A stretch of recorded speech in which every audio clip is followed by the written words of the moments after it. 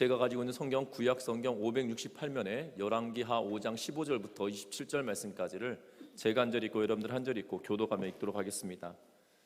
열왕기하 5장 15절부터 27절 말씀까지를 제가 한 절 읽고 여러분들 한 절 읽고 교독하며 읽도록 하겠습니다. 나아만이 모든 군대와 함께 하나님의 사람에게로 돌아와서 그의 앞에 서서 이르되 내가 이제 이스라엘 외에는 온 천하에 신이 없는 줄을 아나이다. 청하건대 당신의 종에게서 예물을 받으소서 하니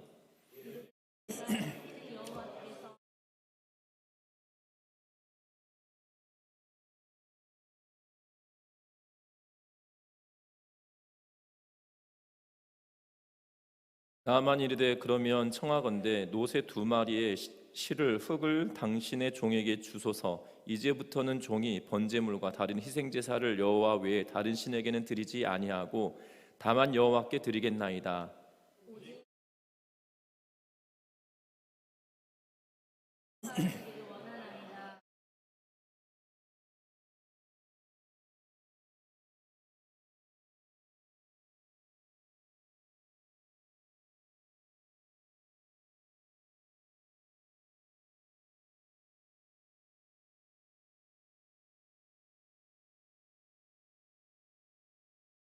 엘리사가 이르되 너는 평안히 가라 하니라. 그가 엘리사를 떠나 조금 가니라.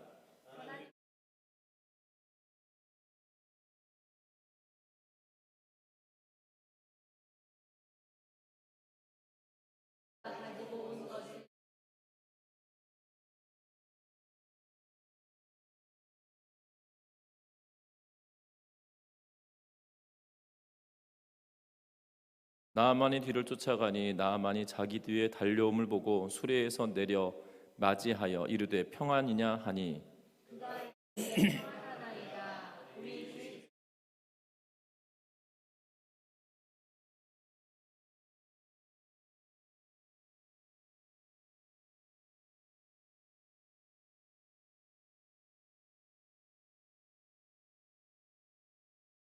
나아만이 이르되 바라건대 2달란트를 받으라 하고 그를 강권하여 은 2달란트를 두 전대에 넣어 메고 옷 2벌을 아울러 2사환에게 지우매 그들이 게하시 앞에서 지고 가니라.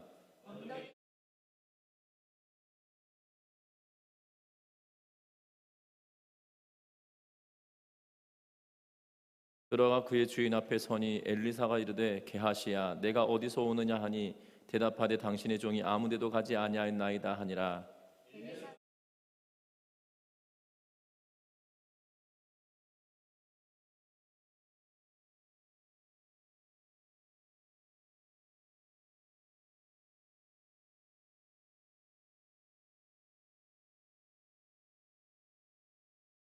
함께 읽습니다. 그러므로 나아만의 나병이 내게 들어 내 자손에게 미쳐 영원토록 이르리라 하니 게하시가 그 앞에서 물러나오매 나병이 발하여 눈같이 되었더라.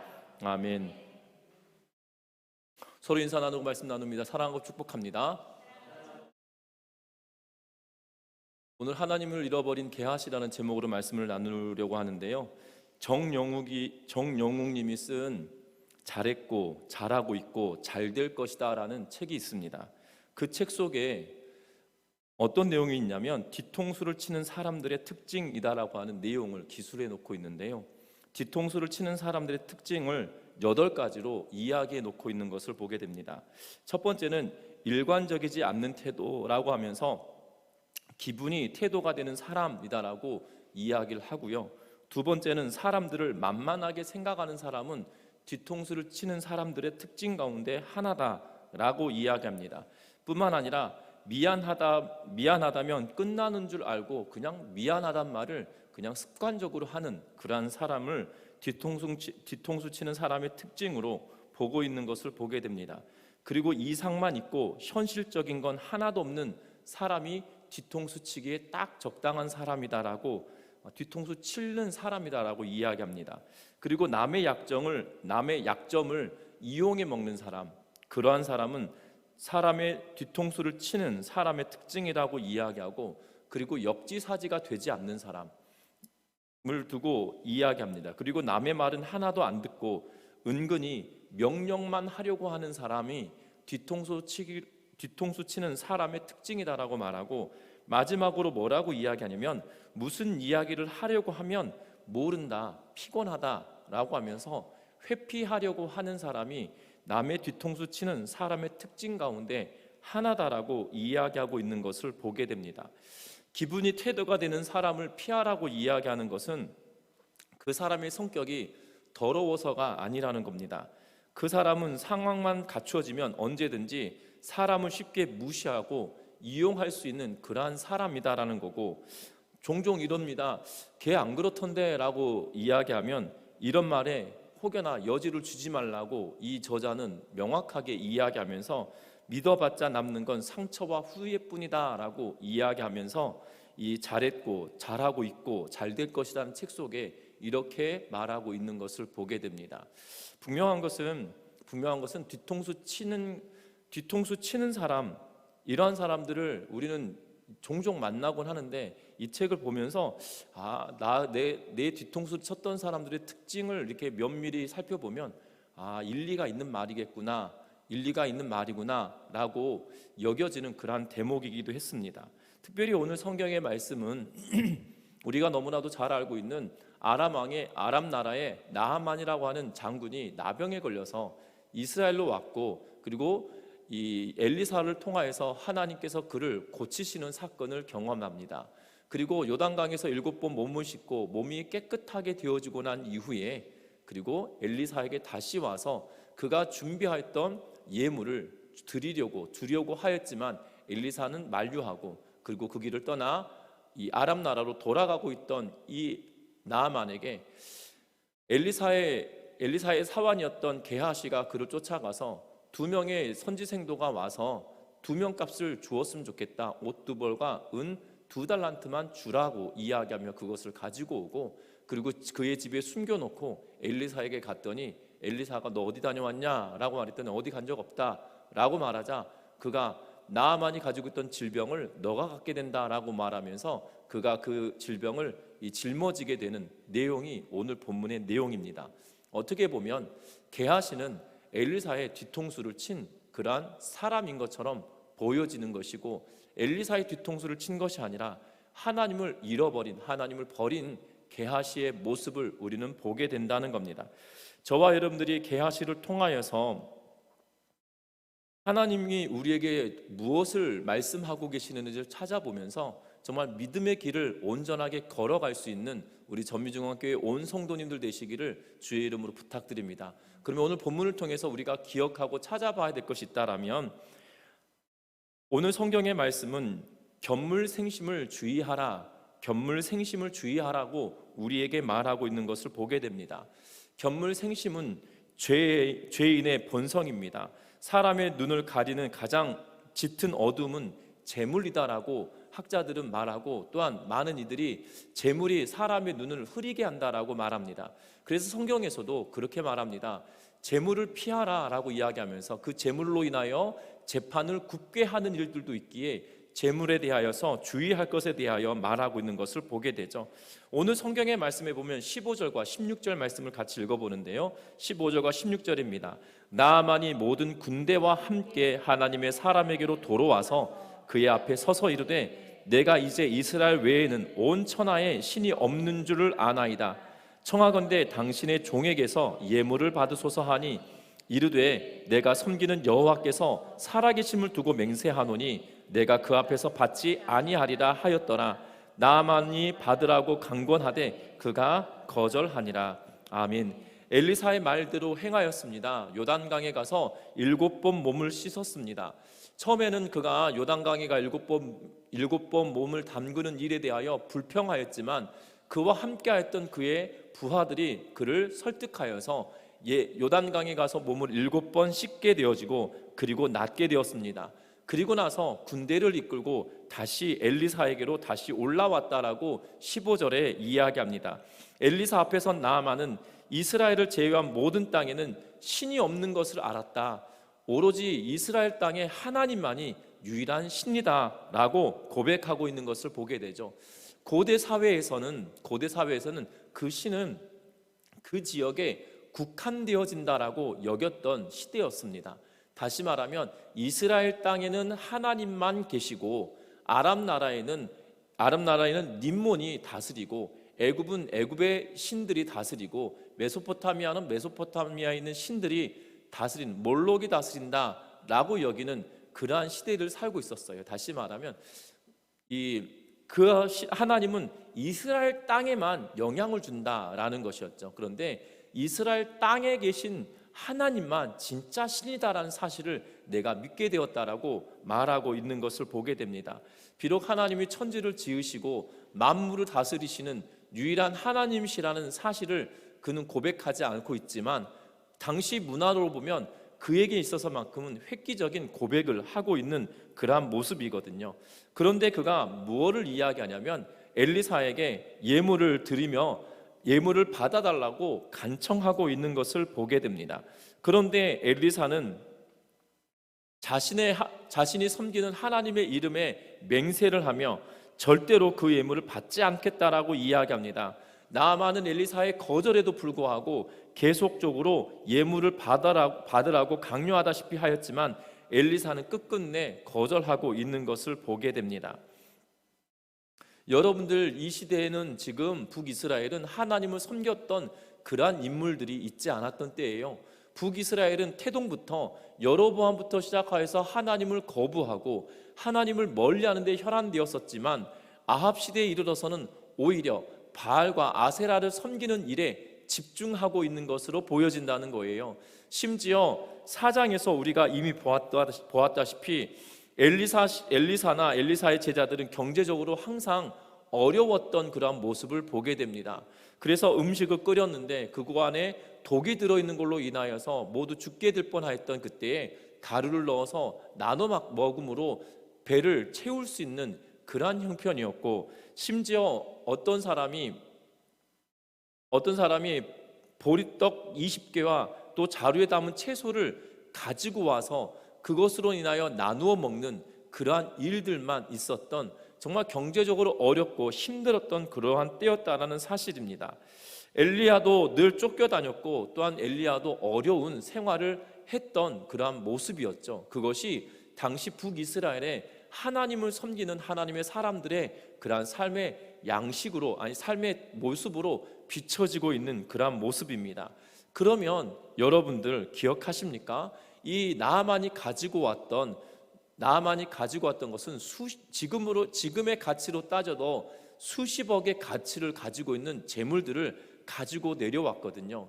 그 중에 일부만 받는다 하더라도 엘리사와 엘리사의 제자들이 풍족할 수 있는 그러한 형편이 될 만한 것이었음에도 불구하고 엘리사는 뭐라고 이야기하냐면 그것을 받지 않겠다. 내가 하나님의 이름에 맹세하며 내가 이것을 받지 못하겠다라고 이야기합니다. 중요한 것은 엘리사는 하나님의 권능과 하나님의 은혜를 돈으로 바꾸는 일을 하지 않겠다라고 하는 엘리사의 강한 마음이 그 고스란히 담겨져 있는 그러한 것으로 보여진다는 거죠. 그는 하나님께서 거저 행하라고 명령하셨고 그 명령을 그에게 전달하였을 뿐이라는 거예요. 모든 것은 하나님의 권능으로 된 일이고 내가 한 것은 없다라고 지금 엘리사는 몸으로 친히 표현하고 있는 그러한 대목이라고 하는 사실입니다. 분명한 것은 하나님이 주신다고 필요한 것은 하나님께서 채우시고 하나님께서 허락하신다는 것을 믿고 지금 나아만이 주려고 하는 그 예물을 거부하고 있는 그러한 모습을 보게 된다는 거예요. 하나님께서 살라고 하신 그 삶을 살겠다라고 그는 결단하고 나아가고 있는 그러한 모습을 보게 된다는 겁니다. 결국 하나님이 하신 일이기에, 하나님이 베푸신 일이기에 내가 한 것은 없다라는 고백을 지금 몸소 보여주고 있는 그러한 대목이라는 사실이죠. 어찌 보면 현대를 살아가는 우리들에게도 하나님의 뜻이 어디에 있는지 분별하며 살아가기를 간청하고 바라고 있는 것을 보게 된다는 겁니다. 물질이 우선이 되어지는 그러한 시대를 우리는 살고 있습니다. 오죽하였으면 이런 표현을 종종 듣곤 합니다. 돈이면 다 해결돼 라는 이야기를 심심치 않게 듣는 그러한 세대를 살아가고 있거든요. 분명한 것은 그럼에도 불구하고 그 돈이면 다 된다라고 하는 그러한 세대 속에 하나님은 나에게 무엇 하기를 원하시는가에 더 관심을 두고 살아내는 우리 전미중앙교회 온 성도님들 되시기를 주의 이름으로 부탁드립니다. 하나님과 재물을 겸하여 섬길 수 없다라고 예수님께서는 말씀하셨습니다.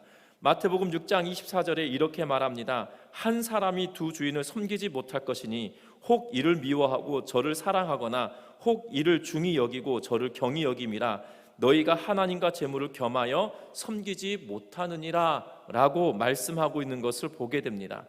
여러분들, 여기서 말하는 재물과 하나님을 겸하여 섬긴다는 것은 그것을 쫓고 그것이 우상이 되어져서, 재물이 우상이 되어져서 하나님을 멀리하는 그런 모습을 말하고 있는 것일 텐데요, 분명한 것은 우리의 삶 속에도 마찬가지로 하나님이 중심이 되어져서 하나님을 의지하며 살아가는 삶을 살아냄으로 말미암아 하나님께서 우리에게 베푸시는 놀라우신 은혜와 복을 누리며 살아가는 우리 모든 성도님들 되시기를 주의 이름으로 부탁드립니다. 반면에 오늘 성경에 또 한 명 등장하는 게하시라고 하는 인물이에요. 이 게하시라고 하는 인물은 소탐대시라는 그러한 사람의 전형적인 모습을 보여주고 있죠. 작은 것을 탐하다가 큰 것을 잃어버리는 그러한 모습을 보여주고 있는 것을 보게 됩니다. 게하시는 몇 푼 챙기려 하고 있는 것을 보게 되죠. 여러분들 몇 푼이라고 말씀을 드렸는데 사실 몇 푼이 아닙니다. 왜냐하면 이 은 2달란트면 은 70kg이거든요. 은 70kg이면 적지 않은 양이에요. 은 70kg면 적지 않은 양인데 지금도 은 70kg면 와 이럴 거거든요. 그렇지 않겠습니까? 은 70kg을 내 눈앞에 이렇게 그 1kg짜리 은바라고 하잖아요. 실버바라고 하잖아요. 그것을 1kg짜리 70개가 딱 쌓여졌다고 생각해 보십시오. 그러면 와 이렇게 하는 것이 당연할 것 같아요. 그런데 우리는 은 2달란트 이러니까 뭐 동전 2개 정도 생각하는데 동전 2개가 아니고 은 70kg입니다. 적지 않은 양을 받았어요. 그리고 겉옷 2벌인데요. 이 옷은 1세기에 중형 찬대 정도, 약 3,500만 원 정도의 가치가 있는 옷이다라고 말씀을 드렸어요. 그래서 옷을 10벌 가졌던 건 3억 5천 정도의 가치를 가지고 왔다고 하고, 옷 2벌이면 여러분들 7천만 원 정도의 상당의 이 가치를 가지고 있는 재물이에요. 그러니까 적지 않은 양을 게하시가 받은 것이거든요. 그런데 어떻게 보면 전체로 따져보면, 그러니까 지금 이 나만이 가져온 전체로 따져보면 작은 양일 수 있어요. 그런데 그 작은 것을 나만 입장에서 보면 작은 것을 취하려다가 그의 전부를 잃어버리는 것 아니겠습니까? 27절 말씀 한번 보겠습니다. 27절 말씀은 같이 한번 읽어봅니다. 그러므로 나반의 나병이 내게 들어 내 자손에게 미쳐 영원토록 이르리라 하니 게하시가 그 앞서 물러나오매 나병이 발하여 눈같이 되었더라. 아멘. 오늘 성경에 보면 게하시가 잘못을 했잖아요. 그런데 엉뚱하게 누구까지 그 책임을 면하지 못하고 있습니까? 내게 들어 내 자손에게 미쳐 영원토록이라고 하는 단어가 뒤에 붙어 있는 것을 보게 되죠. 여러분들 70kg 은을 포기하고 내 후손까지 잘 되는 것이 낫겠습니까? 아니면 70kg의 은을 취하고 옷 2벌을 가지고 나서 내 후손이 영원히 망하는 게 낫겠습니까? 내 후손 대대로 영원히 망하지 않는 게 훨씬 나은 거잖아요. 그런데 오늘 성경에 보면 이 게하시는 그것을 작은 것을 탐하려다가 큰 것을 잃어버리는 그러한 일누를 범하게 되어지는 것을 보게 됩니다. 그러면서 20절 이후부터 게하시에 대한 내용들을 기록하고 있는데요, 게하시가 가면서 이렇게 말합니다. 20절 말씀 같이 한번 읽어봅니다. 하나님의 사람 엘리사의 사환 게하시가 스스로 이르되 내 주인이 이 아람 사람 나아만에게 면하여 주고 그가 가지고 온 것을 그의 손에서 받지 아니하였도다. 여호와께서 살아계심을 두고 맹세하노니 내가 그를 쫓아가서 무엇이든지 그에게서 받으리라 하고. 아멘. 뭐라고 이야기합니까? 그의 주인 엘리사가 나아만의 병을 고쳐주고 그가 가지고 온 예물을 하나도 받지 않았던 사실에 대하여 지금 게하시는 분노하고 있어요.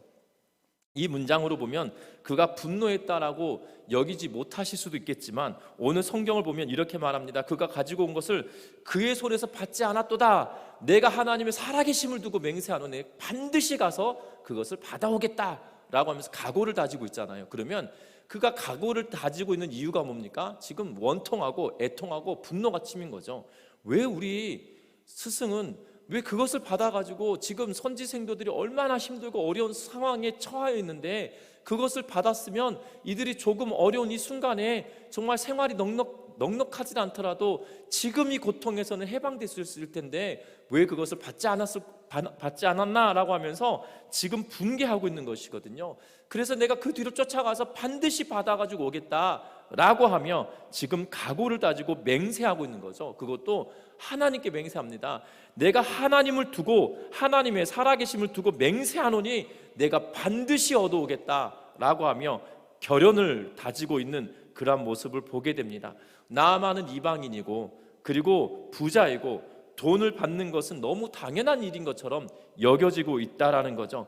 게하시는 나아만의 뒤를 쫓아가서 인사를 한 뒤 또한 엘리사가 자신을 보냈고 그리고 엘리사가 자신을 보냈을 뿐만 아니라 엘리사가 그에게 제자 2명이 새로 들어왔는데 그들에게 먹을 것과 입을 것을 주어야 하니 은 2달란트와 옷 2벌을 달라고 이야기했다라고 하면서 기쁜 마음으로 그에게 말합니다. 그러자 나아만은 기쁜 마음으로 그에게 주고 더 주려고 하고 있는 것을 보게 되죠. 그런데 나아만은 그에게 기쁜 마음을 주며 게하시가 잘못 왔을 거다, 그가 중간에 가로채려고 한다라는 그런 의심은 추호도 하지 않고 있는 것을 보게 되죠. 그런데 중요한 것은 이 욕심이 그의 마음을 흐리게 만들고 있다라는 거예요. 저와 여러분들도 마찬가지입니다. 여러분들 성경을 잘 보시면 아브라함이 부자였을까요? 부자가 아니었을까요? 아브라함은 우리가 생각한 것보다 어마어마한 부자였거든요. 그가 움직일 수 있는 병력이 318명이었어요. 창세기 14장 15장을 잘 보시면 그가 움직일 수 있는, 그가 가용할 수 있는 병력이 318명인데 전쟁을 하러 롯을 구하러 가는데 그의 집에 있던 병력이 318명이면 집에 남아있는 병력도 적지 않을 거고 그리고 짐승을 키우는 그런 목자들도 적지 않은 숫자가 있을 걸로 여겨져요. 그만큼이나 큰 부자였던 걸로 보여집니다. 여러분들 그렇지 않겠습니까? 집에 가병을 둔다는 것은 그에게 꼬박꼬박 월급을 줘야 되고요, 먹을 것을 줘야 되고요, 그의 복식을 채워주고 무기도 채워주는 것이 그 가병을 쓰는 이유이잖아요. 가병이라고 해서 무기 주고 훈련시키고 먹을 것 주지 않고 그리고 장비는 니네가 알아서 해라 그러면 그 사람이 내 밑에서 병사가 되겠습니까? 안 되겠습니까? 남의 집보다 세경을 좀 더 주고 내가 목숨을 내놓더라도 할 만한 그러한 사람 밑에서 병사가 되는 게 어떻게 보면 더 남는 거 아니겠어요? 현대 전쟁은 실제로 국방력보다도 요새는 용병 시대가 됐다라고 이야기합니다. 그래서 용병 시대가 되어서 지금 러시아가 우크라이나를 침공하고 난 이후에 바그너 전쟁 그룹이라고 불렸던 용병 회사가 전쟁에 참전하고 그리고 그 전쟁에 투입되어지는 그러한 모습을 보게 되죠. 그러니까 정규군이 아니고 용병들이 움직여지는 그러한 시대를 살고 있어요. 그럼 그 용병들은 뭐가 제일 우선일 것 같으세요?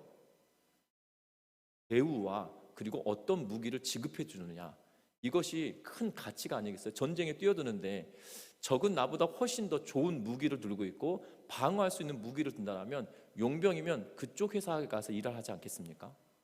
저 같으면 그럴 것 같아요. 제가 용병이면 같은 전투에 참전하는데 저쪽은 방탄복이 내 거보다 훨씬 가볍고 더 튼튼한 걸 준다라면 저는 그쪽 가서 싸울 것 같아요. 그리고 저쪽이 나보다 월급을 이쪽보다 100원이라도 더 준다라면 생명이 달려있는 거잖아요. 그리고 내가 죽으면 생명수단으로 가족들에게 연금을 준다 그러면 그쪽으로 갈 것 같아요. 지금 아브라함이 318명이나 되는 병사를 키우고 있는 상황이죠. 그리고 아브라함만 그랬을까요? 이삭도 마찬가지라는 겁니다. 이삭에게 성경은 모세가 뭐라고 표현하고 있냐면 거부가 되었더라라고 이야기하고 있어요. 뿐만 아닙니다. 야곱도 마찬가지고 그가 밧단 아람에서 가나안 땅으로 딱 들어와서 정착했던 곳이 동네가 되어서 숫곳이다라고 하면서 그것은 우릿간이다라는 표현이니까 목장이다라는 의미라고 생각하시면 되는 거예요. 그만큼이나 믿음의 선지를 창세기에 기록되어져 있는 이들은 어마어마한 하나님께서 복을 주심으로 부유하고 경제적으로 이 어렵지 않은 그러한 삶을 살아갔던 인물들이었다는 거예요. 그런데 중요한 것은 그들의 마음이 그 재물에 있었다라면, 모세도 그 마음이 재물에 있었다라면 그 재물에 대한 목록을 아주 세밀하게 기록했을 것 같습니다. 지금 이삭에게 유산을 남겨주는데 아브라함이 이 병력은 얼마이고 목자는 몇 명이고 소는 몇 마리고 양은 몇 마리고 염소는 몇 마리고 나귀는 몇 마리고 그리고 낙타는 몇 마리고 있고 그리고 토지는 얼만큼에서 어디까지를 그의 소유를 삼고 있고 이러한 목록을 적어줄 텐데 그렇지 않아요. 우리는 성경을 읽다 보면 아브라함이 부자였을 거다라는 생각을 하지 않도록 그냥 하나님의 관심을 두고 하나님께 마음을 두고 있는 것처럼 끊임없이 이야기하고 있는 것을 보게 되거든요. 여러분들 이삭에 대한 이야기를 볼 때도 마찬가지로 이삭이 거부가 되었다라는 그 문장 하나만 보고 거부란 표현이 쑥 지나가 버리고요. 이삭에 대한 이야기를 생각하면 여러분들 이삭이 얼마나 많은 사람들과 함께 있었을 거라고 생각이 드시나요? 그런 생각이 잘 들지 않는 이유가 뭘까요? 그것은 모세가 기록하면서 이 재물에 대한 관심이 아닌 하나님께 관심을 두고 있기 때문이죠. 저와 여러분들 기억하셨으면 합니다. 뭘 기억하냐면 지금 어떻게 보면 이 게하시의 마음이 이해가 돼요. 그러나 하나님이 더 우선이어야 되고 재물이 우선이어야 되지 않는다라고 우리는 성경은 끊임없이 우리에게 말씀하거든요. 하나님이 우선이고 하나님의 법이 우선이고 하나님의 말씀이 우선이고 하나님이 원하시는 삶을 살아내라라고 우리에게 이야기하고 말씀하고 있다는 사실입니다. 우리는 하나님을 잃어버리면 모든 것을 잃어버린다고 생각해야 되는데 이 게하시는 하나님을 잃어버리더라도 재물을 얻겠다고 하는 그 탐심이 하나님을 버리게 하고 탐심이 하나님을 멀리하게 하고 있는 것을 보게 되죠. 그래서 바울은 골로새 교회 성도들에게 탐심은 우상 숭배니라 라고 하며 말씀하고 있는 것을 보게 된다는 거예요. 저와 여러분들의 삶 속에 하나님이 우선이고 하나님이 중심되어지는 은혜가 있으시기를 주의 이름으로 부탁합니다. 세상의 가치와 세상이 말하는 재물이 우리의 중심이 아닌 하나님이 내 삶의 중앙이 있고 중심이 되어져서 소탐대실이 아닌 하나님을 바라보며 하나님만을 의지하며 나아감으로 하나님께서 부어주시는 놀라우신 은혜와 능력을 체험하는 우리 전미중앙교회 온 성도님들 되시기를 주의 이름으로 부탁드립니다. 또 하나의 사건, 또 하나의 내용이 오늘 본문에 뭘 기록하고 있냐면 게하시와 나아만이 비교의 대상이 되어지고 있는 것을 보게 됩니다. 여러분들 나아만은 17절에 보면 여호와만 섬기겠다라고 이야기합니다. 그리고 뭐라고 이야기하냐면 노새 2마리에 흙을 실어달라. 노새 2마리가 옮겨갈 수 있는 아람 나라까지 옮겨갈 수 있는 노새가 충분히 실어갈 수 있는 양의 흙을 담아달라고 이야기합니다. 그러면서 그 흙을 가지고 번제물과 다른 희생을 온전히 여호와께만 드리겠다. 그런데 한 가지만 양해해달라고 말해요. 뭘 이야기하냐면 림몬의 신당에서 왕과 함께 더불어 그 이 제단에 나아갈 때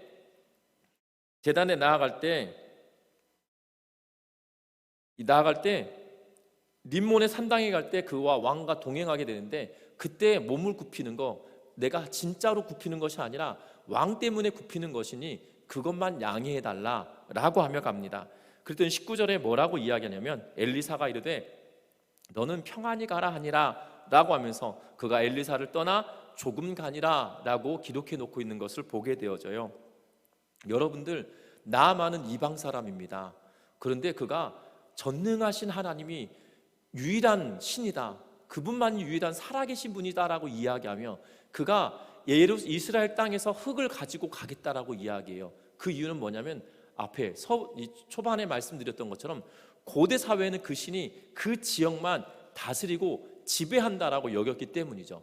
그래서 그 땅 한 움큼을 가지고 가면 이 흙도 적은 양이 아니라 나귀 2마리에게 가득 실어서 가는 양이거든요. 적지 않은 양인 거예요. 그래서 그 하나님을 옮겨간다, 이식한다라는 생각으로 지금 가지고 가는 모양새단 말입니다.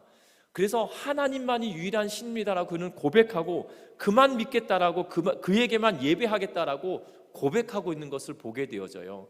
그리고 여기서 보면 평안히 가라라는 표현은 이 표현이 어디서 또 등장하냐면 사무엘상에 엘리 제사장에게 한나가 기도하는 모습을 보고 너 술 취했냐라고 물었을 때 내가 하나님과 마음이 통하였다라고 했더니 엘리 제사장이 한나에게 하는 말입니다. 평안히 돌아가라. 이 말은 하나님께서 너에게 응답하여 주시길 원한다 라는 의미로 사용하고 있는 말이거든요. 여기서 하나님께서 응답하여 주시길 바란다 라는 의미로 글을 보내고 있는데, 지금 이 우상을 숭배한다고 해서 하나님께서 너와 함께한다, 그것을 지금 용인한 것이 아니라 잘 생각해 보세요. 왜냐하면 초신자잖아요. 지금 완전히 생짜로 전혀 하나님을 알지 못했던 사람이 하나님을 믿게 되었어요. 그리고 당시 고대의 문화적인 상황을 보면 그가 하나님을 믿는다는 것은 불가능한 일인 것임에도 불구하고, 내가 기어코 그럼에도 불구하고 하나님을 믿겠다라고 발버둥 치고 있는 그에게 너 그러면 안 돼 라고 말하는 것이 아니라, 그럼에도 불구하고 하나님이 너와 함께 해주시기를 내가 바란다 라는 의미로 지금 이 기원해주고 있는 그런 모습처럼 보여진다는 거예요. 그런데 반면에 이 게하시라고 하는 인물은 엘리사의 수종을 드는 사람이에요. 엘리사가 명령하여서 지금 나아만에게 요단강에 가서 7번 몸을 씻어라 라고 말했던 사람이 이 게하시거든요. 하나님의 능력을 보았던 인물이에요. 그리고 하나님의 능력을 보았던 그러한 사람입니다. 그것도 엘리사의 지척에서 보았던 인물이에요. 선지생도들이 배고프고 있을 그때에도 엘리사를 통하여서 먹이시는 것을 눈으로 보았고요. 죽은 생지생도의 유족들이 가난으로 말미암아 고통받고 있던 그때에도 기름을 붓게 하였던 그 사건을 목도하였던 인물이 바로 이 게하시다 이 말입니다. 엘리사의 지척에서 모든 일을 수종들었던 그 사람이었는데 지금 어떻게 하고 있나요? 하나님이 안 계신 것처럼, 거의 그의 삶 속에는 무신론자인 것처럼 이해하고 살고 있는 모습을 보게 된다는 거예요. 지금까지는 하나님의 사람을 따르며 하나님을 의지하고 하나님을 섬깁니다, 하나님을 바라봅니다 라고 말하였던 그였지만, 실제적인 이 물질 앞에 딱 섰을 때에는 나는 하나님 모른다라고 하며 나아가고 있는 모습을 보게 된다는 거예요. 나아만은 이방인이었음에도 불구하고 하나님께로 나아가고 있다라면, 게하시는 하나님을 알고 있던 사람이 하나님을 버리는 일들을 보게 된다는 겁니다. 우리는 어느 편에 서 있길 원하시나요? 내가 하나님을 안다라고 말함에도 불구하고 내 현실의 삶에서는 하나님이 없다라고 여기는 삶을 살고 있지 않습니까? 저와 여러분들 기억할 것은, 내 현실 속에서도 하나님을 온전하게 믿고 의지하며 살아내는 우리 전미중앙교회 온 성도님들 되시기를 주의 이름으로 부탁드립니다. 그래서 순전한 모습으로 하나님이 기뻐하시는 그러한 삶을 살아내는 우리 모두가 되시기를 주의 이름으로 부탁드립니다. 말씀을 맺으려고 합니다. 우리의 삶에 물질은 필요합니다. 그러나 물질이 우리를 지배하지 아니하도록 하나님 중심으로 살아내는 우리 전미중앙교회 온 성도님들 되시기를 주의 이름으로 부탁드립니다. 뿐만 아니라 그 하나님이 내 삶 속에 어떠한 영향을 주고 계시냐는 거예요. 나아만은 그의 질병을 고침받음으로 말미암아 하나님의 살아계심을 고백했다라면, 우리는 어떠합니까? 살아계신 하나님께서 그 독생하신 예수 그리스도를 죽이시기까지 저와 여러분들을 사랑했다라고 말씀하시고, 실제로 그분이 몸을 십자가에 매달려 죽으시고 부활하시고 우리를 사랑한다라고 이야기하시며 그것을 믿는 저와 여러분들이잖아요. 그렇다면 그것을 믿는 저와 여러분이라면 우리의 삶 속에서도 정말 전심으로 하나님만 바라며 살아가는 은혜가 있기를, 그래서 내 삶 속에 살아계신 하나님을 드러내며 증명해내며 살아내는 우리 전미중앙교회 온 성도님들 되셔서 하나님 없는 것처럼 사는 것이 아니라 하나님이 계심을 드러내며 살아가는 우리 전미중앙교회 온 성도님들 되셔서 우리의 입술의 고백과 우리의 삶의 고백이 하나님을 드러내는 전미중앙교회 성도님들 되셔서 정말 하나님의 역사하심을 눈으로 보고 하나님의 임재하심을 몸으로 체험하고 하나님께서 부어주시는 복을 누리며 살아가는 우리 전미중앙교회 온 성도님들 되시기를 주의 이름으로 축원합니다. 기도하겠습니다.